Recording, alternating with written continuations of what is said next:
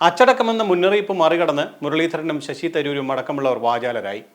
ഇരുവരും എക്സിക്യൂട്ടീവ് യോഗത്തിൽ വിമർശനം ഏറെ ഏറ്റുവാങ്ങേണ്ടിയും വന്നിരിക്കുന്നു. എന്തായാലും പരസ്യ വിഴുപ്പലക്കൽ കൂടിയ സാഹചര്യത്തിൽ ഹൈക്കമാൻഡ് ശക്തമായ മുന്നറിയിപ്പുമായി രംഗത്തെത്തി. അച്ചടക്കത്തിന്റെ ലക്ഷ്മണരേഖ കടക്കരുതെന്നാണ് നിർദ്ദേശം. ഈ നിർദ്ദേശം താൽക്കാലികമായെങ്കിലും ശാന്തതയുണ്ടാക്കുമോ? ചീഫ് എഡിറ്റേഴ്സ് കോളം വിലയിരുത്തുന്നത് ഈ വിഷയമാണ്. കോൺഗ്രസ് എങ്ങോട്ട്? ആദ്യം റിപ്പോർട്ട് കാണാം. ഇടയ്ക്കൊന്നടങ്ങിയിരുന്ന കോൺഗ്രസ് നേതാക്കൾ അച്ചടക്കം എന്ന മുന്നറിയിപ്പ് മറികടന്ന് വീണ്ടും വാചാലരായി. വൈക്കം സത്യാഗ്രഹ സമാപന ചടങ്ങിൽ കെ മുരളീധരന് പ്രസംഗിക്കാൻ അവസരം നിഷേധിച്ചതിന് പിന്നാലെയായിരുന്നു പടലപ്പിണക്കം ശക്തമായത്.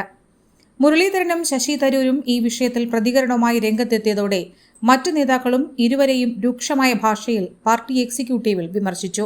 പാർട്ടിയിലെ അരിക്കൊമ്പന്മാരെ നിലയ്ക്ക് നിർത്തണമെന്നും ഇവിടെയൊന്നും കിട്ടിയില്ലേ എന്ന സിനിമാ ഡയലോഗുകളുമായാണ് യുവനേതാക്കൾ മുരളീധരനെതിരെ രംഗത്തെത്തിയത്.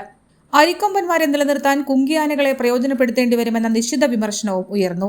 പാർട്ടിക്കെതിരെ എന്തെങ്കിലും പറഞ്ഞില്ലെങ്കിൽ ഉറക്കം വരില്ലെന്നായിരുന്നു മറ്റൊരു വിമർശനം. എംപിമാർ നടത്തിയ പരസ്യ പ്രസ്താവനയ്ക്കെതിരെയാണ് യോഗത്തിൽ വിമർശനമുയർന്നത്. അത്തപ്പൂക്കളത്തിന്റെ നടുവിൽ നായ കയറിയിരിക്കുന്നത് പോലെയാണ് കോൺഗ്രസിന്റെ പരിപാടികളുടെ അവസാനമെന്നും ചിലർ പറഞ്ഞു.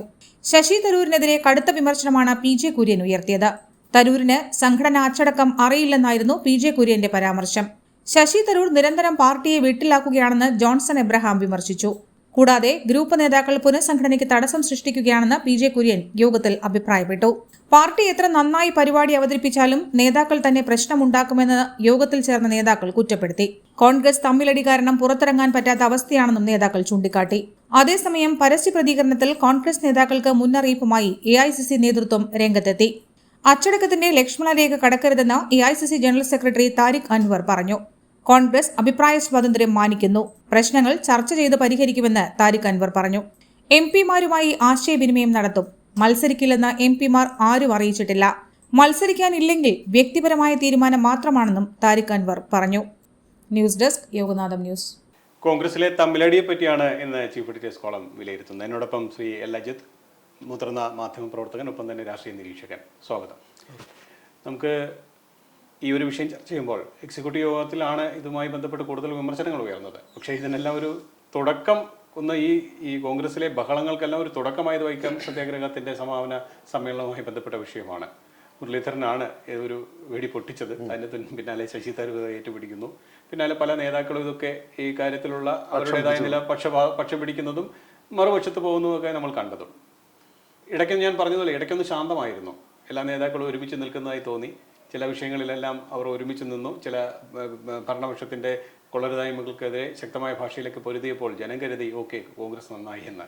ഇപ്പോൾ എന്താണ് സംഭവിച്ചിരിക്കുന്നതെന്നാണ് നമുക്കൊരു വിലയിരുത്താൻ കഴിയും. നമുക്ക് ഈ കോൺഗ്രസിലെ തമ്മിലടിയെക്കുറിച്ച്, ഗ്രൂപ്പിസത്തെക്കുറിച്ച് പറയുമ്പോൾ നമുക്ക് പണ്ട് വയലാർ രവിയും AK ആന്റണിയും തമ്മിലുള്ള മത്സരം മുതൽ കരുണാകരനും AK ആന്റണിയും തമ്മിലുള്ള ആ രീതിയിലൊക്കെ വന്നു. അപ്പോഴൊക്കെ ഇത്തരത്തിലൊരു കൂട്ടത്തല്ല് ഒരിക്കലും കേരളത്തിൽ കോൺഗ്രസിൽ ഉണ്ടായിട്ടില്ല. ഇതിപ്പോൾ ഒരു കൂട്ടത്തല്ലാണ്. ഇതിൻ്റെ പ്രശ്നം എന്ന് പറയുന്നത് അന്ന് AK ആന്റണിയും കരുണാകരനും തമ്മിലുള്ള പ്രശ്നങ്ങൾ ഉണ്ടായിരുന്നപ്പോഴും അവർ തമ്മിൽ പറയുന്നത് ഞങ്ങൾ രണ്ടുപേരും ഗ്രൂപ്പിസം വെച്ച് മത്സരിക്കുമ്പോഴും പാർട്ടി ശക്തിപ്പെടുത്തുകയായിരുന്നു രണ്ടുപേരുടെയും ലക്ഷ്യം. പാർട്ടി ആ രീതിയിൽ വളരുകയും ചെയ്തു എന്നുള്ളത് അത് കരുണാകരൻ തന്നെ വളരെ പരസ്യമായിട്ട് പറഞ്ഞാണ്. അവർ തമ്മിലുള്ള വ്യക്തിപരമായിട്ടാണെങ്കിലും ആദർശത്തിൻ്റെ പേരിൽ പറയുമ്പോഴും വ്യക്തിപരമായ വിഴുപ്പലക്കലുകളൊന്നും ഉണ്ടായിട്ടില്ല. ഇപ്പോൾ അതിനുശേഷം നമുക്ക് യഥാർത്ഥത്തിൽ ഇപ്പോൾ ഈ കോൺഗ്രസ്സിൽ തുടങ്ങിയിരിക്കുന്ന പ്രക്ഷോഭങ്ങൾക്ക് പ്രധാന കാരണം എന്ന് പറയുന്നത് VM സുധീരൻ വന്നതിന് ശേഷമാണ്. VM സുധീരൻ KPC പ്രസിഡൻ്റായി വന്നതിന് ശേഷമുള്ള പ്രശ്നങ്ങളാണ്. അതിന് കാരണം VM സുധീരൻ്റെ മദ്യനയത്തിനെതിരെയുള്ള പുള്ളിയുടെ നിലപാടാണ്.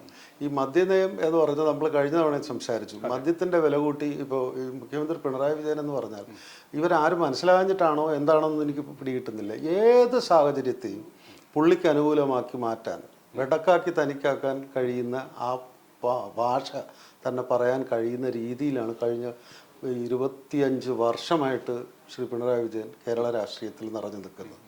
അല്ല, അച്യുതാനന്ദൻ മിനിസ്റ്ററായിരുന്നു, CM ആയിരുന്നപ്പോൾ പോലും പുള്ളി ആ ഒരു സാഹചര്യങ്ങളെല്ലാം പുള്ളിക്ക് അനുകൂലമാക്കുകയായിരുന്നു. എല്ലാം പുള്ളിക്ക് അനുകൂലമാക്കുകയായിരുന്നു. എന്തിനേയും ആക്ഷേപിക്കും. പുള്ളിക്ക് ഇപ്പോൾ അച്യുതാനന്ദനും പിണറായിയുമായിട്ടുള്ള പ്രശ്നങ്ങൾക്ക് മാധ്യമങ്ങൾ നിഷ്പക്ഷമായി റിപ്പോർട്ട് ചെയ്യുമ്പോൾ അദ്ദേഹത്തിനെതിരാണെന്നുണ്ടെങ്കിൽ പുള്ളി മാധ്യമ സിൻഡിക്കേറ്റ് എന്ന് പറഞ്ഞ് ആക്ഷേപിക്കുകയും ആ പറഞ്ഞ രീതിയിലൊക്കെ കൊണ്ടുപോയി. ഇപ്പോൾ ഈ ഞാൻ ഇത് പറയാൻ കാരണം ഈ കോൺഗ്രസ്സുകാർ എന്തുകൊണ്ട് ഈ ഇത്രയും പ്രബലനായ ഒരു മുഖ്യമന്ത്രിയെ മനസ്സിലാക്കുന്നില്ല എന്നുള്ളത്. അതിന് പ്രധാന കാരണം ഞാൻ ഈ നേരത്തെ പറഞ്ഞ സുധീറിന് ശേഷം വന്ന ഒരു KPC പ്രസിഡന്റിനെയും ആ ഒരു നേതാക്കന്മാരും അംഗീകരിക്കുന്നില്ല. കാരണം അതിനു മുമ്പ് കെ മുരളീധരൻ ഇതായിരുന്നു, KPC പ്രസിഡന്റായിരുന്നു. കെ മുരളീധരൻ ഭയങ്കരമായിട്ട് ആ KPC പ്രസിഡന്റായിരുന്ന സമയം മുതൽ വ്യക്തമാക്കിയിരുന്നു. അതിനു മുമ്പ് പുള്ളിയെ വളരെ പക്വതയില്ലായ്മയും ഒരുപാടൊക്കെ ആക്ഷേപിച്ചിരുന്നു. പക്ഷെ ഇത്രയും നല്ല ആർട്ടിക്കുലേഷനുള്ള രാഷ്ട്രീയ ബോധമുള്ള തന്ത്രജ്ഞൻ വേറെ ആരും കേരള രാഷ്ട്രീയത്തിൽ അദ്ദേഹം നന്നായിട്ട് പ്രവർത്തിച്ചു. അതിനുശേഷം ഈ സുധീരൻ വന്നിട്ടുള്ള അദ്ദേഹത്തിൻ്റെ നയം വന്നതുകൊണ്ടാണ് ഈ പാർട്ടി തുടർഭരണത്തിലേക്ക് CPM പോകാൻ ഇടയാക്കിയത്. നമ്മൾ മദ്യനിരോധനത്തിനെതിരെ പുള്ളി എടുത്ത നിലപാട് യാഥാർത്ഥ്യം മനസ്സിലാക്കാതെ എടുത്തൊരു നിലപാട് കൊണ്ടാണ് ഈ CPM-ന് അനുകൂലമായിട്ട് ഈ കാര്യങ്ങൾ മാറുകയും തുടർഭരണം കിട്ടുകയും ചെയ്തു. അതിനുശേഷം പിന്നെ വന്നത് നമ്മുടെ അദ്ദേഹത്തിൻ്റെ പേരെന്താ, KPC പ്രസിഡന്റ് മുല്ലപ്പള്ളി രാമചന്ദ്രൻ. ഇവർ രണ്ടുപേരും പിണറായിക്ക് പറ്റിയ ആളല്ല. കേരള രാഷ്ട്രീയത്തിൽ പിണറായി നേതൃത്വത്തെ അംഗീകരിക്കുന്ന CPM-മാരെ കണ്ണൂരുകാരുടെയോ അവരുടെ ഒരു രീതി, അവരുടെ മാനറിസം ഒക്കെ എന്ന് പറഞ്ഞാൽ ആരെയും എന്ത് രീതിയിൽ ആക്ഷേപിച്ച് അത് അവർക്ക് അനുകൂലമാക്കുന്ന ഒരു സാധ്യത എല്ലാ രീതിയിലും അവരുണ്ടാക്കുന്നവരാണ്. അത് തൃശ്ശൂരിൽ നിന്ന് ഇങ്ങോട്ടുള്ള നേതാക്കന്മാരല്ല, തൃശ്ശൂരിൽ നിന്ന് അങ്ങോട്ടുള്ള CPM-ൻ്റെ നേതാക്കന്മാരല്ല, അവരാണ് കേരളം ഭരിക്കുന്നത്. ഭരണപരമായിട്ട് സർക്കാരാണെങ്കിലും രാഷ്ട്രീയമാണെങ്കിലും കേരളത്തിൻ്റെ രാഷ്ട്രീയ ഭാവുകത്വം നിർണ്ണയിക്കുന്നത് അവരാണ്. അപ്പോൾ അത് ഇവർക്ക് ഇതുവരെ മനസ്സിലായിട്ടില്ല. ഇവർ ആര് വലിയവൻ എന്നുള്ള തർക്കത്തിലാണ് ഇപ്പോൾ ഇരിക്കുന്നത്.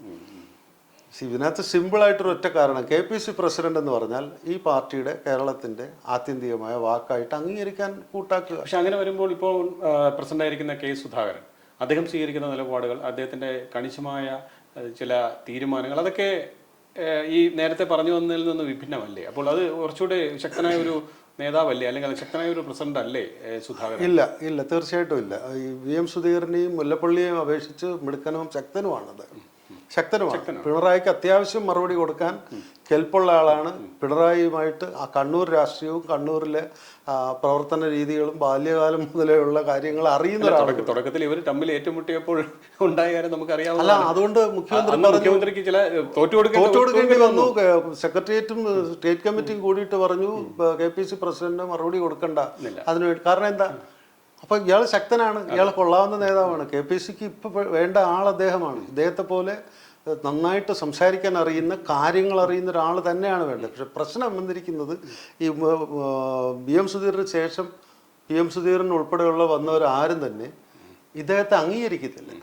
ആര് വലിയവൻ എന്നുള്ള പ്രശ്നമാണ്. ഞാൻ പറഞ്ഞില്ല, ഇപ്പോൾ മുരളി കൂടെ പറയുന്നത് ഞാൻ ഇനി രാഷ്ട്രീയത്തിനില്ല എന്ന് പറയുമ്പോൾ മുരളിക്കറിയാം മുരളി എവിടെ മത്സരിച്ചാലും ജയിക്കുമെന്നുള്ളത്. കാരണം അത്ര തന്ത്രജ്ഞതയുണ്ട്. നല്ല ആളുകളെ നന്നായിട്ട് വാക്ചാതുര്യത്തോടുകൂടി കൈകാര്യം ചെയ്യാൻ അറിയുന്ന ആളാണ്.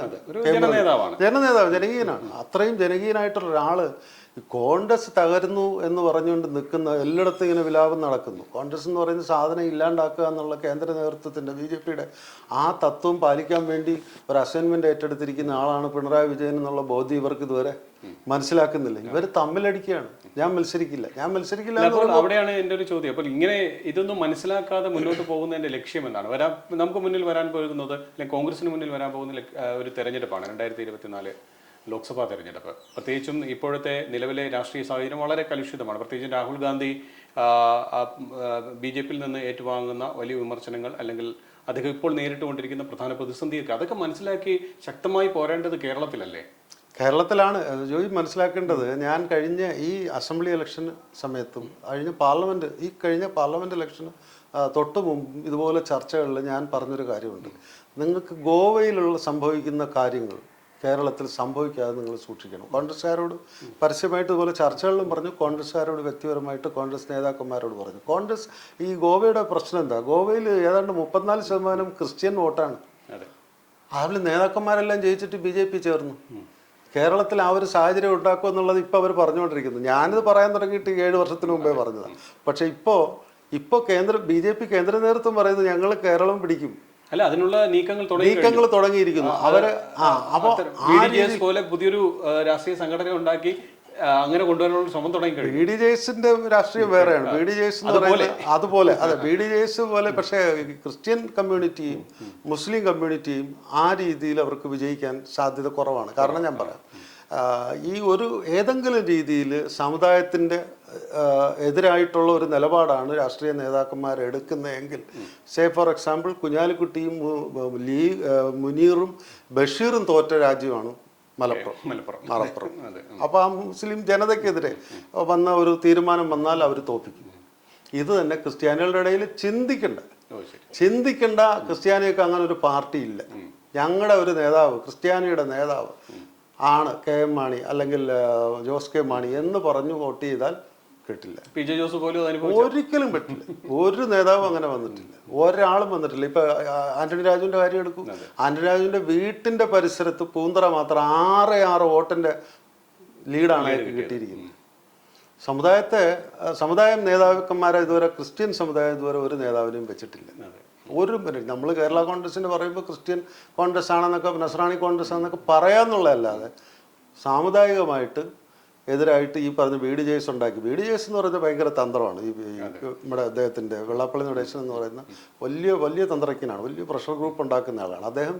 ഈ കേന്ദ്രം വന്ന ഉടനെ കോഴിക്കോട് ചെന്ന് BD ജെയ്സ് ഉണ്ടാക്കി, അതിനകത്ത് RSSനെ ആയിട്ട് ബന്ധമുണ്ടാക്കി, ഇവിടെ പിണറായിയുമായിട്ട് ബന്ധമുണ്ടാക്കി, എന്നിട്ട് BD ജെയ്സിന് അവിടെ ഒരു ലിങ്കും ഇവിടെ പിണറായിയുമായിട്ടൊരു ലിങ്കും. കാരണം ഇതിന് മുമ്പ് ഈ BD ജെയ്സ് എന്ന് പറഞ്ഞ് പുള്ളിക്ക് ഉണ്ടാക്കാനുള്ള ബേസ് എന്ന് പറഞ്ഞാൽ ആത്യന്തികമായ ബേസ് കോൺഗ്രസ് ഉണ്ടാക്കി കൊടുത്തത്.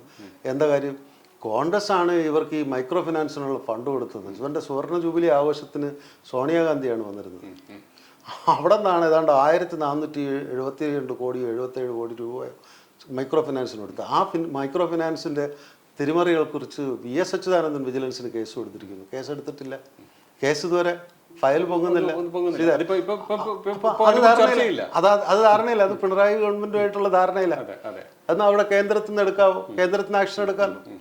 BD ജെയ്സിനെതിരെ അല്ലെങ്കിൽ വെള്ളാപ്പള്ളിനെതിരെ അതും എടുക്കുന്നില്ല. അപ്പം നമ്മൾ മനസ്സിലാക്കേണ്ടത് ഈ BJPയുടെ ആ തന്ത്രം കേരളത്തിൽ വിജയിക്കില്ല. പക്ഷെ എങ്കിലും ഞാൻ ആ മുൻകരുതൽ പണ്ടേ പറഞ്ഞു, 7 വർഷത്തിന് മുമ്പേ പറഞ്ഞു എന്നുള്ളതാണ് ഞാൻ പറഞ്ഞത്. ഗോവയിൽ സംഭവിച്ചത് ഇവിടെ സംഭവിക്കരുത്. കാരണം കേരളത്തിൻ്റെ സോഷ്യോ പൊളിറ്റിക്കൽ ആംബിയൻസ് എന്ന് പറയുന്നത് മുസ്ലിങ്ങളും എല്ലാ സമുദായങ്ങളും മിങ്കിൾ ചെയ്ത് ജീവിക്കുന്നവരാണ്. ഏതെങ്കിലും ഒരു സമുദായത്തിൻ്റെ പേര് പറഞ്ഞാൽ ആകെ അത് മലപ്പുറത്താണ്, മറ്റല്ലെങ്കിൽ ഒരിടത്തും ഒരു സമുദായത്തിൻ്റെ നേതാവാണെന്ന് പറഞ്ഞ് ജയിക്കാൻ പറ്റില്ല. ഇവിടെ ഈ ഒരു വിഷയം, പ്രത്യേകിച്ചും K മുരളീധരനുമായ ഒരു വിഷയമാണല്ലോ ഇപ്പോൾ കോൺഗ്രസിൽ കൂടുതൽ ഒരു പൊട്ടിത്തെറിക്ക് സാഹചര്യം ഒരുക്കിയത്. അവിടെ ഇതുമായി ബന്ധപ്പെട്ട ചില സംഘാടകർ ചൂണ്ടിക്കാട്ടുന്നത് K മുരളീധരനെ ഞങ്ങൾ അംഗീകരിക്കുന്നു, ഇതുമായി നടന്ന പല ചർച്ചകൾ നടന്നപ്പോൾ അദ്ദേഹം ഒന്നും ഉണ്ടായിരുന്നില്ല, സമാപന സമ്മേളനത്തിൽ അദ്ദേഹം വന്നു, പക്ഷേ അവിടെ മല്ലികാർജ്ജുൻ ഖാർഗെയ്ക്ക് തിരക്ക് വന്നപ്പോൾ ആ സമ്മേളനം അവസാനിപ്പിക്കേണ്ടി വന്നു. അത് ആ തരത്തിൽ മനസ്സിലാക്കി അദ്ദേഹം മുന്നോട്ട് പോയില്ലല്ലോ എന്നുള്ളൊരു വിഷമം ചില നേതാക്കൾ പങ്കുവയ്ക്കുകയും ചെയ്യുന്നുണ്ട്. അതിന് പിന്നാലെയാണല്ലോ എക്സിക്യൂട്ടീവിൽ അരിക്കൊമ്പന്മാരെ നിലനിർത്തണമെന്നും കുങ്കിയാനകളെ കൊണ്ടുവരണമെന്നും ഇവിടെ ഒന്നും കിട്ടിയില്ലേ എന്ന് വിലപിക്കുന്ന പരിപാടി നിർത്തണമെന്നൊക്കെ ഉള്ള വിമർശനങ്ങൾ വന്നത്. അപ്പോൾ ഇത്തരം നേതാക്കൾ ആ സാഹചര്യം കൂടി ഒന്ന് മനസ്സിലാക്കേണ്ടത്. തീർച്ചയായിട്ടും. കാരണം ഇപ്പം ഈ പറഞ്ഞ 19 സീറ്റാണ് കോൺഗ്രസിന് കിട്ടിയിരിക്കുന്നത്. നേരത്തെ പറഞ്ഞു, ഇപ്പോൾ അടുത്ത വർഷം വരുന്ന തെരഞ്ഞെടുപ്പല്ലേ, 19 സീറ്റ് നേടിയ ഒരു കോൺഗ്രസ് ഈ മുരളീധരൻ മത്സരിക്കുന്നില്ല, ശശി തരൂരിനെ മത്സരിപ്പിക്കരുത് എന്നൊക്കെ പറഞ്ഞു കഴിഞ്ഞാൽ 2 സീറ്റ് പോയില്ലേ. അപ്പോൾ ഇനി കോൺഗ്രസ് യഥാർത്ഥത്തിൽ ഈ പറഞ്ഞ ശശി തരൂർ പറഞ്ഞ വേറൊരു ഫാക്റ്റാണ്. പക്ഷെ അത് പറയാൻ പാടുണ്ടോ, ഇപ്പം പറയാവുന്നതാണോ എന്നുള്ളതാണ്. കാരണം കോൺഗ്രസ് ക്ഷീണിച്ചിട്ടാണ് പ്രാദേശിക പാർട്ടികളായിട്ട് എല്ലാം ഈവൻ ബംഗാളിൽ പോലും വന്നിരിക്കുന്ന കോൺഗ്രസ് നേതാവാണ് അവിടെ ഇപ്പോൾ തൃണമൂൽ കോൺഗ്രസ് ആയിട്ട് മാറിയിരിക്കുന്നത്. ആന്ധ്രയിലും ഹൈദരാബാദിലും ഉണ്ടായിരുന്നതും കോൺഗ്രസ് പാർട്ടികളാണ്, അവരവരുടെ പ്രാദേശിക പാർട്ടികളാണ്. ഇത് സത്യമാണ്. ആകെ നമുക്ക് പറയുന്ന 1936 DMK ഉണ്ടായി, ദ്രാവിഡ മുന്നേറ്റ കഴകം ഉണ്ടായി. അവർ സ്വാതന്ത്ര്യത്തിന് മുമ്പേ തന്നെ ദ്രാവിഡ മുന്നേറ്റ കഴകം ഉണ്ടാക്കിയെന്ന്. അപ്പോൾ അവരെല്ലാം എത്തേയിസ്റ്റുകളാണ്, അവരെല്ലാം ലെഫ്റ്റ് ചായ്വുള്ളവരാണ്. അവർക്ക് ബ്രാഹ്മണിസത്തിനെ അംഗീകരിക്കാൻ പറ്റില്ല. ഞാൻ ഈ കഥ പറയാൻ ഉദ്ദേശിക്കുന്നത്, ഇവിടെ ഈ നമ്മുടെ വൈക്കം സത്യാഗ്രഹം എന്ന് പറയുന്നത് ബ്രാഹ്മണിക്കൽ സഭയുടെ ഹെഗമണിക്കും അവരുടെ ആചാരങ്ങൾക്കും അവരുടെ സിദ്ധാന്തങ്ങൾക്കും എതിരെ എല്ലാ വഴികളും എല്ലാവർക്കും തുറന്നു കൊടുക്കണമെന്നും പറഞ്ഞ് നടന്നൊരു വൈക്കം സത്യാഗ്രഹത്തിൽ അവിടെ വരുമ്പോൾ ഈ പറഞ്ഞ പ്രാദേശിക ഇതാണോ വേണ്ടത്? ഇവിടെ ഇപ്പോൾ കേന്ദ്രത്തിൻ്റെ ഈ ബ്രാഹ്മണിക്കൽ ഹെഗമണി എല്ലായിടത്തും അടിച്ചേൽപ്പിക്കാൻ ശ്രമിക്കുന്നു. വെറും 3.5% വരുന്ന ബ്രാഹ്മിൻസും ബനിയാസും കൂടെ ചേർന്നാണ് ഇന്ത്യ ഭരിക്കുന്നത്. സെൻട്രൽ സെക്രട്ടേറിയറ്റ് മൊത്തം ഇരിക്കുന്ന 99% ബ്രാഹ്മൺ IASകാരാണ്. അവർ അവിടെ ഇരുന്ന് ഓർഡർ ഇറക്കുന്നു. ഇവിടെ ഇരിക്കുന്ന ഏത് മനുഷ്യനും IASകാരനും ഓർഡർ അനുസരിക്കുന്ന ഒരു സാഹചര്യത്തിലേക്ക് മാറുന്നു. പിന്നെ പിണറായി വിജയനെ പോലുള്ള മുഖ്യമന്ത്രിമാർ അവരുടെ നേട്ടത്തിന് പരിമിതിയില്ലാത്ത അധികാരം ഒരു മുഖ്യമന്ത്രിക്കും ഒരു പ്രധാനമന്ത്രിക്കും ഉണ്ടെന്ന് അങ്ങോട്ടും ഇങ്ങോട്ടും പരസ്പരം പ്രൂവ് ചെയ്ത് മത്സരിച്ചുകൊണ്ട് വെക്കുമ്പോൾ ഇവർ മുന്നണി സംവിധാനം നിലനിർത്താൻ പറ്റാത്ത രീതിയിൽ തകരാറിലാകുകയാണ്.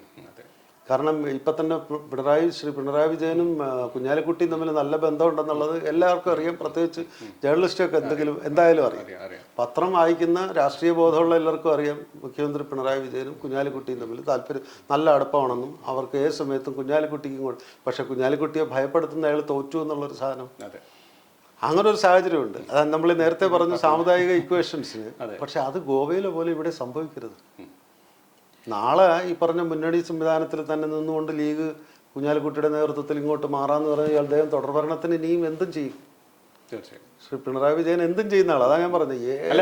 അതാണ് അവർക്കുള്ളൊരു, എനിക്ക് തോന്നുന്നു ഈ ഇടതുപക്ഷത്തിനുണ്ടാകുന്ന ഒരു ഗുണം ഇതാണെന്ന് തോന്നുന്നു. വലിയൊരു വിഷയം വരുമ്പോൾ ഇപ്പുറത്ത് ഉണ്ടാകുന്ന ഒരു വലിയ തമ്മിലടി, അല്ലെങ്കിൽ അവരുടെ ആ തമ്മിലടി അത് നമ്മൾ പറഞ്ഞല്ലോ പണ്ടേ ഉള്ളതാണ്, വർഷങ്ങളെ ഉള്ള സ്വഭാവമാണ്. പക്ഷെ അതിനകത്ത് കോൺഗ്രസ്സുകാർ ചെയ്യേണ്ട ഒരു ഒറ്റ കാര്യം ചോദിച്ചതിനുള്ള മറുപടി ഇത് ഒറ്റ കാര്യം ഇത്രയേ ഉള്ളൂ. അംഗീകരിച്ചിരിക്കുന്ന KPC പ്രസിഡന്റ് അംഗീകരിക്കുക, അനുസരിക്കുക. കൂട്ടായ തീരുമാനങ്ങൾ എടുക്കാനുള്ള KPC എക്സിക്യൂട്ടീവ് യോഗങ്ങൾ വരുമ്പോൾ അവിടെ അഭിപ്രായം പറയും. അല്ലാതെ അവിടെ ഞാൻ നിങ്ങളെ അംഗീകരിക്കില്ല, ഞാൻ പണ്ട് KPC പ്രസിഡന്റ് ആയിരുന്ന ആളാണ്, ഞാനിരുന്നപ്പോൾ എന്നെ അനുസരിച്ച്, പക്ഷെ നിങ്ങളെനിക്ക് എന്ന് പറയുന്ന ഒരു നയം ശരിയല്ല. കാരണം അതവർക്ക്, അതിനാണ് ഞാൻ പറഞ്ഞത്, ഗോവയുടെ മാതൃക അവർ മനസ്സിലാക്കിയില്ലെങ്കിൽ അപകടം ചെയ്യും. ഈ തുരുത്തിൽ കേരളത്തിൽ, ഇന്ത്യയിൽ ഒരിക്കലും കോൺഗ്രസ് BJP വിചാരിക്കുന്ന പോലെ അപ്രത്യക്ഷമാവില്ല. അതിനകത്ത് തർക്കമില്ലാത്ത കാര്യമാണ്. എല്ലായിടത്തും കോൺഗ്രസ് കാണും. CPM ഒരിടത്തും കാണില്ല, കേരളത്തിൽ മാത്രം കാണും. ആ CPM പോലും ഇപ്പോൾ ഈ ഒരു കൂട്ടുകച്ചവടം, BJP കേന്ദ്ര നേതൃത്വമായിട്ടുള്ള കൂട്ടുകച്ചവടത്തിൽ ഇതിനെ വേണമെങ്കിൽ നേരത്തെ നമ്മൾ പറഞ്ഞ പോലെ കമ്മ്യൂണിസ്റ്റ് പാർട്ടി BJP ആയിട്ട് ലയിച്ചാലോ, BJP കേരള നേതൃത്വമായിട്ട് CPM ആയിട്ട് ലയിച്ചാലോ, അങ്ങനെയൊക്കെ സംഭവിച്ചാലും കോൺഗ്രസ് ഇല്ലാണ്ടാവില്ല. കേരളത്തിൻ്റെ സോഷ്യൽ ഫാബ്രിക് തകരും. രാഷ്ട്രീയ സാമൂഹിക ആ ഒരു ഐക്യം, ആ ഒരു നിറ്റിങ് ഉണ്ടല്ലോ, ആ ഒരു സൗഹാർദ്ദം നഷ്ടപ്പെടും. അത് വരുന്നൊരു സാഹചര്യത്തിലേക്ക് വരുന്നു. അത് കോൺഗ്രസ് യഥാർത്ഥത്തിൽ മനസ്സിലാക്കണം. കോൺഗ്രസിനകത്ത് വേറൊരു പ്രത്യേകതയുണ്ട്. ജോയിക്ക് അറിയാം, ജോയിയും 10-20 വർഷമായില്ലേ. ജോയി കോൺഗ്രസിനകത്തുള്ളതുപോലെ ജനാധിപത്യം വേറെ ഇവിടെ. എല്ലാ ജാതി മത ഇക്വേഷൻ്റെ പ്രാതിനിധ്യം പാലിച്ച് നടത്തുന്ന ഒരു ഏക പ്രസ്ഥാനം കോൺഗ്രസ് തന്നെയാണ്. CPM-ന് പോലും ഈ പറഞ്ഞ CPM-ന് ഇല്ല. CPM-ന് communal party of India maximum എന്നുള്ള അർത്ഥത്തിലാണ്. CPIM എന്ന് പറഞ്ഞ communal party of India maximum. ഈഴവരോ അതിന് മേളിൽ നായരോ അങ്ങനെയുള്ളവരായിരിക്കാം. താഴോട്ടുള്ള AK ബാലൻ എന്താ കുഴപ്പം CPM-ന്റെ സംസ്ഥാന സെക്രട്ടറി ആകാൻ? K രാധാകൃഷ്ണൻ എന്താ കുഴപ്പം? അവർ പക്ഷേ ജാതിയിൽ കുറഞ്ഞവരാണെന്നുള്ളൊരിതാണ്.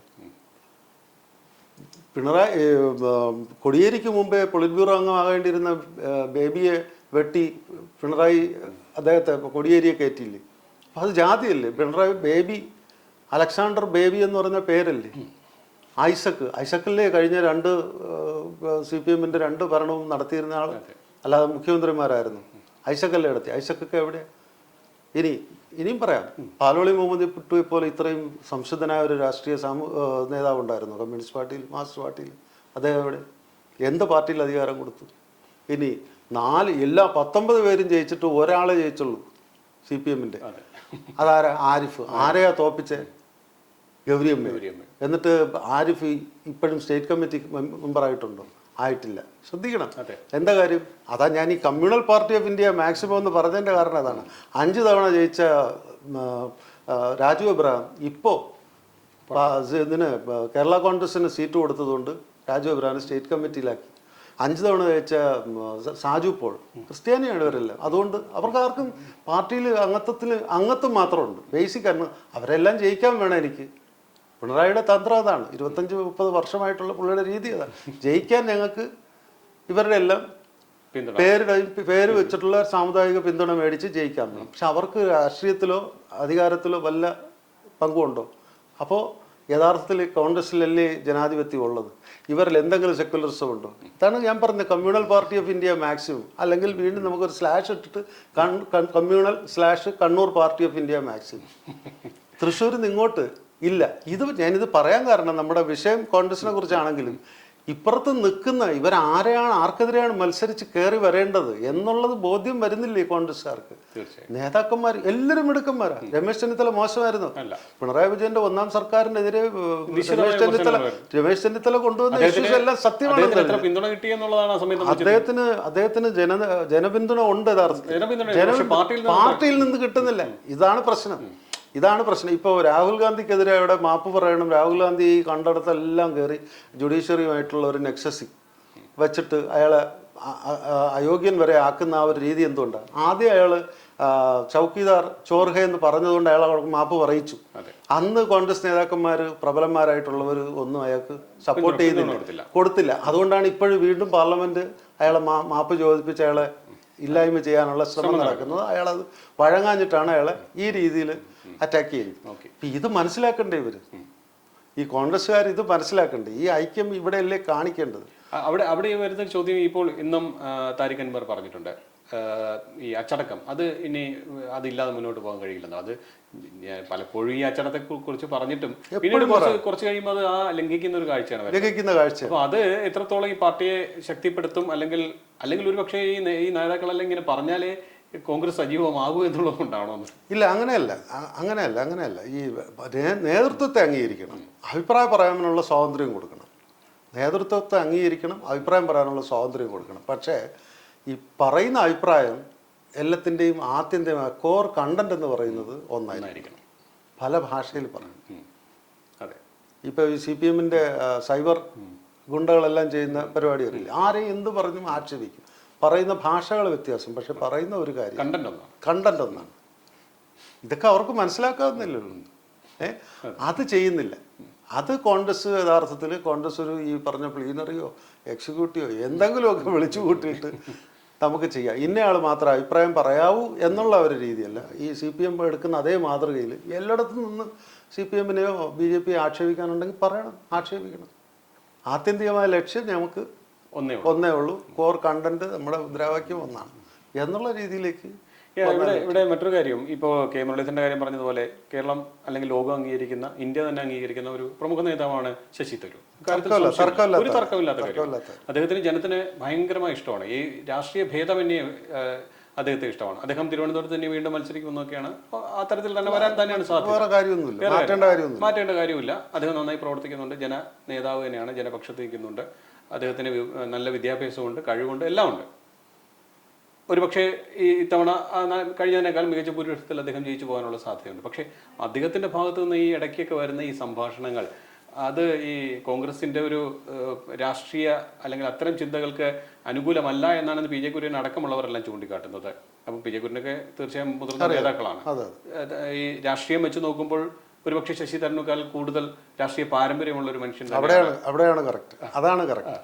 PJ കുര്യൻ സാറിനുമായിട്ട് അടുപ്പമുണ്ട്. PJ കുര്യൻ സാറിനോട് ഞാനൊരു 10 വർഷത്തിന് മുമ്പ് ഞാൻ പറഞ്ഞു, സാറിന് ഈ രാജയോഗമാണ്, അതെന്താടാ താൻ അങ്ങനെ പറയുന്നത്? ഞാൻ പറഞ്ഞു, സാർ കാരണം അദ്ദേഹം ഫിസിക്സ് കഴിഞ്ഞ കാലം മുതൽ തൂത്തൂർ എന്ന് പറയുന്ന തമിഴ്നാട് കന്യാകുമാരി ഭാഗത്ത് ട്യൂട്ടോറിയൽ വരെ അധ്യാപകനായിട്ട് പഠിച്ചു. പിന്നീടാണ് സർക്കാരിൽ മറ്റൊക്കെ ജോലി കിട്ടുന്നത്. അപ്പോൾ അന്ന് മുതലേ സാർ എന്ന് വിളിക്കുന്നു. അദ്ദേഹം രാജ്യസഭയിൽ ഉപാധ്യക്ഷനും ഒക്കെ ആയിരുന്നെങ്കിൽ സാർ എന്ന് വിളിക്കാനുള്ള ആ ഒരു യോഗം അധ്യാപകർക്ക് മാത്രമേ കിട്ടുള്ളൂ. അപ്പോൾ സാറിനെ സംബന്ധിച്ച് സാറ് രാജ്യസഭയിലും അംഗമായി. പക്ഷെ അദ്ദേഹത്തിന് ഒരു ശശി തരൂരിൻ്റെ ബാക്ക്ഗ്രൗണ്ട് അല്ലല്ലോ. ശശി തരൂർ പക്ക ഒരു ബ്യൂറോക്രാറ്റായിരുന്നു. സാറ് അധ്യാപകനായിരുന്നിട്ട് രാഷ്ട്രീയക്കാരനായിരുന്ന ഇത്രയും പാരമ്പര്യമുള്ള ഒരാളാണ്. അപ്പോൾ ആ രാഷ്ട്രീയമായിട്ട് എവിടെ എങ്ങനെ പറയണം, എന്ത് പറയണം, എപ്പോൾ പറയണമെന്നൊക്കെ അറിയുന്ന ആളാണ്. അദ്ദേഹത്തിന് ഒരുപാട് ഇഷ്യൂസ് ഉണ്ടായിരുന്നപ്പോഴും അദ്ദേഹം പലയിടത്തും സംയമനം പാലിച്ചു. പറയാൻ പാടില്ലാത്തത് പറയരുത് എന്നുള്ളത് തന്നെ നിലപാടെടുത്ത ആളാണ്. ആ സാധനം ശശി തരൂരിന് ഇല്ല എന്നുള്ളതുണ്ട്. ശശി തരൂർ സാറിനെയും എനിക്ക് വ്യക്തിപരമായിട്ട് ബന്ധമുള്ള ആളാണ്, ബഹുമാനമുള്ള, നല്ല സൗഹൃദമുള്ള ആളാണ്. പക്ഷേ അദ്ദേഹത്തിൻ്റെ പ്രശ്നം ഇതാണ്. അദ്ദേഹത്തിൻ്റെ ഒരു കാര്യം നമ്മൾ മനസ്സിലാക്കണം, ഈ പിണറായി വിജയനേക്കാളും കഴിവുള്ള മനുഷ്യനാണ്. ഏതർത്ഥത്തിൽ? എല്ലാ അർത്ഥത്തിലും. പുള്ളി കെട്ടുന്ന വേഷം പുള്ളി അത് വിജയിപ്പിക്കാൻ കഴിവുള്ള മനുഷ്യനാണ്. അദ്ദേഹത്തിന് എൻ്റെ അഭിപ്രായം ഞാൻ തുറന്നു പറയുകയാണ്. ഞാനിത് അതിന് മുമ്പും പറഞ്ഞിട്ടുണ്ട്. അദ്ദേഹം കേരള രാഷ്ട്രീയത്തിൽ കേന്ദ്ര നേതൃത്വം പറയുന്ന അനുസരിച്ച് നിൽക്കുക, ഇന്ത്യ പിടിക്കുക. ഇന്ത്യയിലെ എല്ലാ സംസ്ഥാനത്തും ഈ പറഞ്ഞ രാഹുൽ ഗാന്ധി ചെയ്യുന്ന പോലെ യാത്രയ്ക്കും എല്ലാത്തിനും അദ്ദേഹത്തെ മുന്നിൽ നിർത്തിക്കൊണ്ട് നടത്തണം. അതുപോലെ കേരളത്തിലെ 14 ജില്ലയിലും ഇദ്ദേഹത്തെ മുൻനിർത്തി പര്യടനം നടത്തിയാൽ ഇവിടെ പിന്നെ കോൺഗ്രസ് അല്ലാതെ മറ്റൊരു പക്ഷേ അത് മറ്റു നേതാക്കൾക്ക് രുചിക്കുമോ? അല്ല, അങ്ങനെ തീരുമാനിക്കണം. അങ്ങനെ ഒരു തീരുമാനം കോൺഗ്രസ് മറ്റുള്ളവർ അംഗീകരിക്കുകയും വേണം. കോൺഗ്രസ് എന്നാൽ പുള്ളി പറയരുത്, അദ്ദേഹം പറയരുത് ഒരിക്കലും ഞാൻ മുഖ്യമന്ത്രി ആകാൻ വേണ്ടിയാണ്, ഞാൻ ഇന്നത് അല്ല. അദ്ദേഹം കേന്ദ്രത്തിൽ പ്രധാനമന്ത്രിയാകാനാണ് എനിക്ക് താല്പര്യം എന്നല്ലേ പറയേണ്ടത്. ഞാൻ കേന്ദ്ര നേതൃത്വം പറയുന്ന അനുസരിച്ച് ഞാൻ കോൺഗ്രസ് പ്രവർത്തകനാണ്, എനിക്കിവിടെ ജനപിന്തുണയുണ്ട്, കേരളത്തിൽ എല്ലായിടത്തും ജനപിന്തുണ, ഇന്ത്യയിലും അദ്ദേഹത്തിനുണ്ട്. അദ്ദേഹത്തിന് ഈ പറഞ്ഞ നമ്മുടെ മലയാളികളുടെ തെന്നിന്ത്യൻകാരൻ്റെ ഈ ഭാഷയുടെ പ്രശ്നമൊന്നുമില്ല. മലയാളവും ഹിന്ദിയും എല്ലാ ഭാഷയും നന്നായിട്ട് സംസാരിക്കും. അതുകൊണ്ട് അദ്ദേഹത്തിന് ആ ഒരു ബോണ്ടേജസ് ഒന്നുമില്ല, പ്രതിസന്ധികളൊന്നുമില്ല. എല്ലായിടത്തേക്കും ഇന്ത്യയിൽ എവിടെ വേണോ ഇറക്കാം. അദ്ദേഹത്തിന് ഈ പറഞ്ഞ ജനകീയമായിട്ടുള്ള ഏത് രാഷ്ട്രീയ പാർട്ടിയിലുള്ള കുടുംബമാണെങ്കിലും അത് ആ ഒരു 5 വട്ടമുള്ള വീട്ടിൽ നിന്ന് 3 വട്ടം അദ്ദേഹത്തിന് വലിക്കാൻ കഴിയും. ഏത് വിഷയം അയാൾ കൈകാര്യം ചെയ്യും. അദ്ദേഹത്തിന് വളരെയധികം അമാനുഷികമായ കഴിവുകളുള്ള മനുഷ്യനാണ്, അധ്വാനിയാണ്. അദ്ദേഹത്തെ അങ്ങനെ അംഗീകരിച്ച് തുറന്നു വിടുക. പക്ഷെ അദ്ദേഹം പാലിക്കേണ്ട കുറെ ഡിസിപ്ലിൻ ഉണ്ട്. അത് അവിടെയാണ് പ്രശ്നം വരുന്നത്. ഈ സാധാരണ രാഷ്ട്രീയത്തിലേക്ക് അദ്ദേഹത്തിന്റെ ഒരു നിലവാരത്തിന് താഴെ വരരുത് എന്നുള്ളതാണ്. അത് ചിലപ്പോഴേക്ക് വന്നു പോകുന്നു എന്നുള്ളതാണ്. അല്ല, അത് പുള്ളിയെ ബോധ്യപ്പെടുത്തുക. പുള്ളിയും ബോധവാനാകുക. കാരണം പുള്ളി ചെറിയ ആളല്ല, ഒരു കേരളത്തിന്റെ ഒരു സംസ്ഥാനത്ത് നിൽക്കേണ്ട ഒരാളല്ല. ഞാൻ ഇന്ത്യൻ രാഷ്ട്രീയത്തിൽ നിൽക്കേണ്ട കഴിവുള്ളവനാണ് എന്ന് തന്നെ പാർട്ടി അംഗീകരിക്കുന്നുണ്ട്. അതുകൊണ്ട് ഞാൻ ഈ കേരള രാഷ്ട്രീയത്തിൽ പറയാനുള്ള അഭിപ്രായങ്ങൾ പറയണം. പക്ഷേ പാർട്ടിക്ക് ഘടകവിരുദ്ധമായ, പാർട്ടി നേതൃത്വം എടുക്കുന്ന നിലപാടുകൾക്ക് വിരുദ്ധമായ ഒരു അഭിപ്രായം പറയാതിരിക്കാൻ പുള്ളി തന്നെ കുറച്ച് അബ്സ്റ്റെയിൻ ചെയ്യുക. അബ്സ്റ്റിനേഷൻ കുറച്ച് എന്താ പറയുക, സ്വയം ഒരു നിയന്ത്രണം ഉണ്ടാക്കുക. തീർച്ചയായും അത് പുള്ളി ചെയ്യും. നമ്മൾ ഉപദേശിക്കുന്നതല്ല. നമ്മൾ ഈ രാഷ്ട്രീയത്തിൽ കേരളത്തിൽ പോലും കേരളത്തിൻ്റെ സാമൂഹിക രാഷ്ട്രീയ സൗഹാർദ്ദം നഷ്ടപ്പെടുന്ന ഒരു സാഹചര്യം ഉണ്ടാകരുത്, കോൺഗ്രസ് അപ്രത്യക്ഷമാകരുതെന്നും ഉള്ള താല്പര്യം കൊണ്ട് പറയുന്നതാണ്. കോൺഗ്രസ് ഒരിക്കലും അപ്രസക്തമാകില്ല ഇന്ത്യയിൽ. പക്ഷേ അതിന് മുകളിൽ നിൽക്കുന്ന 2 പാർട്ടികളാണ് ഇപ്പോൾ കേരളത്തിലെ CPM, കേന്ദ്രത്തിൽ BJP. ഞാൻ താങ്കളിലേക്ക് തിരിച്ചെത്താം. ഒരു ചെറിയ ഇടവേള ആവശ്യമുണ്ട്. ഇടവേളയ്ക്ക് ശേഷം താങ്കളിലേക്ക് തിരിച്ചെത്താം.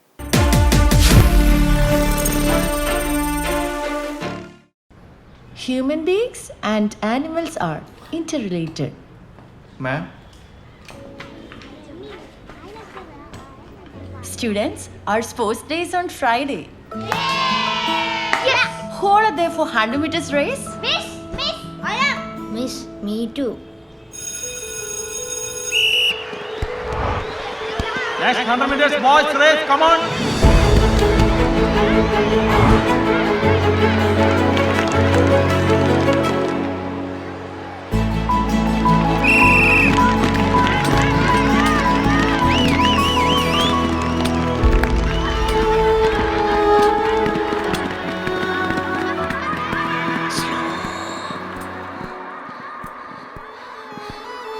Slow down.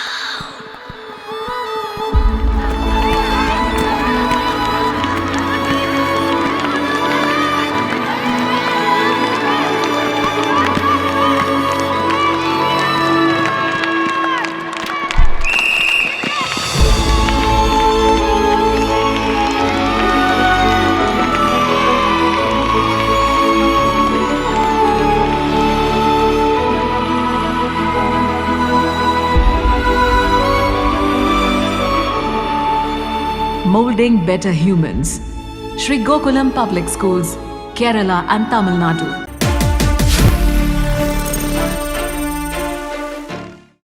Chief editors column തുടരുന്നു. കോൺഗ്രസിലെ ഇപ്പോഴത്തെ പൊട്ടിത്തെറികളെ കുറിച്ചാണ് നമ്മൾ ചർച്ച ചെയ്തുകൊണ്ടിരിക്കുന്നത്, വിശകലനം ചെയ്തുകൊണ്ടിരിക്കുന്നത്. ഈ പറഞ്ഞതുപോലെ തന്നെ ഈ നേതാക്കളുടെ ഇപ്പോൾ വന്നിരിക്കുന്ന യുവ നേതാക്കളുടെ ഒരു നിരയാണ് പ്രധാനമായും. നമുക്കറിയാം ഈ മികച്ച ഷാഫി പറമ്പിലായാലും അതുപോലെ തന്നെ ഒരുപാട് നേതാക്കളുണ്ട്. ആ കൂട്ടത്തിലാണ് ഇപ്പോൾ രമേശ് ചെന്നിത്തല അടക്കമുള്ള, മാത്യു കുഴൽനാടൻ അടക്കമുള്ള അവരൊക്കെ നന്നായി പെർഫോം ചെയ്യുന്നുണ്ട്. ജനങ്ങൾക്ക് ആവശ്യമുള്ള കാര്യങ്ങൾ അവതരിപ്പിക്കുകയും ഒരുപക്ഷെ ഈ നിയമസഭയിൽ നമ്മൾ കണ്ടതാണ്. സഭാ സമ്മേളനത്തിൽ ഇത്രയധികം കലുഷിതം ഉണ്ടാക്കിയ ഈ നേതാക്കളുടെ ഒരു കൂട്ടായ്മ തന്നെയാണ്. അപ്പോൾ അങ്ങനെ നല്ലൊരു നിര ഇവിടെ ഉള്ളപ്പോഴാണ് ഇത്തരം പ്രശ്നങ്ങളെന്നുള്ളത് കൂടി പൊതുവായുള്ള ഒരു കോൺഗ്രസ് നേതൃത്വം മനസ്സിലാക്കുകയും ഇനിയെങ്കിലും ഇതിൽ നിന്നൊന്ന് മാറി വരുമെന്ന് പ്രതീക്ഷിക്കാമോ? ജോയി, ഇപ്പോഴത്തെ നിയമസഭയിലെ UDF-ന്റെ പ്രത്യേകിച്ച് കോൺഗ്രസിൻ്റെ പ്രതിനിധികളെല്ലാം ചെറുപ്പക്കാരാണ്, വളരെ മിടുക്കന്മാരാണ്. അതിൽ സീനിയറായിട്ട് നിൽക്കുന്ന ആളാണ് രമേശ് ചെന്നിത്തലയും തിരുവഞ്ചൂർ രാധാകൃഷ്ണൻ പോലുള്ളത്. ഇവരാരും മാറ്റി നിർത്താൻ പറ്റുന്നവരല്ല. ഇവരുടെ എല്ലാം അനുഭവ സമ്പത്ത് നിയമസഭയിലെ പെർഫോമൻസ് വെച്ചിട്ട് നമുക്ക് ഈ പിണറായി വിജയനെ പോലുള്ള ഒരാളെ പിടിച്ചു നിർത്താൻ അവർക്ക് സതീശന് ഭയങ്കരമായിട്ട് കഴിഞ്ഞു. ഒന്നാം പിണറായി സർക്കാരിലെ അന്നത്തെ പ്രതിപക്ഷ നേതാവായിരുന്ന രമേശ് ചെന്നിത്തല കൊണ്ടുവന്ന ഇഷ്യൂസ് എല്ലാം തന്നെ സത്യമാണെന്ന് തെളിയുന്നതാണ് ഈ ഒരു ഇൻകംബൻസി. തുടർഭരണം കിട്ടിയപ്പോൾ അദ്ദേഹത്തിന് പ്രശ്നമായത്. ആ ഇൻകംബൻസി എടുത്ത് വായടപ്പിക്കാൻ സതീശനും കഴിഞ്ഞു.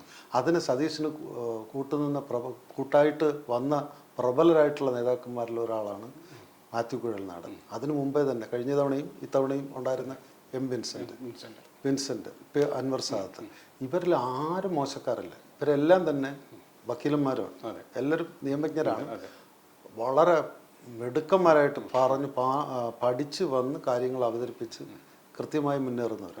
ഈ ഇത് നല്ലൊരു സെലക്ഷനാണ്. കോൺഗ്രസിൻ്റെ അന്നത്തെ KPC പ്രസിഡന്റിൻ്റെ എല്ലാ തെരഞ്ഞെടുപ്പും ഇവരെല്ലാം മത്സരിപ്പിച്ചതെല്ലാം ഇതാണ്. ഈ നിലനിർത്തിക്കൊണ്ട് തന്നെ ഇതുപോലുള്ള ചെറുപ്പക്കാരെ കൂടുതൽ ഫീൽഡ് ചെയ്യും. മുതിർന്നവരുടെ അഭിപ്രായവും അഡ്വൈസോടും കൂടി അംഗീകരിച്ചു ഒരിക്കലും ഈ ഉമ്മൻചാണ്ടിയൊക്കെ വളരെ വയസ്സായിപ്പോയെന്നുള്ളൂ. പക്ഷെ രമേശ് ചെന്നിത്തലയുടെയും തിരുവഞ്ചൂർ രാധാകൃഷ്ണൻ്റെയൊക്കെ അനുഭവം എന്ന് പറയുന്നത് ഭയങ്കരമാണ്. ഇപ്പോൾ VD സതീശൻ അസാമാന്യമായിട്ടാണ് ഈ കഴിഞ്ഞ അസംബ്ലി നന്നായിട്ട് കൊണ്ടുപോയി, വളരെ നന്നായിട്ട് കൊണ്ടുപോയി. അപ്പോൾ പിന്നെ ഈ പറഞ്ഞ പരിമിതിയില്ലാത്ത അധികാരമുണ്ട് മോഡിക്കും പിണറായിക്കും എന്നുള്ളത് അവർ തന്നെ തെളിയിക്കുന്നതിൻ്റെതാണ്. നേരത്തെ നമ്മൾ കഴിഞ്ഞ തവണ പറഞ്ഞ ഈ പറഞ്ഞ സബ്മിഷൻ പോലും അനുവദിക്കാതിരിക്കുക എന്ന് പറഞ്ഞു.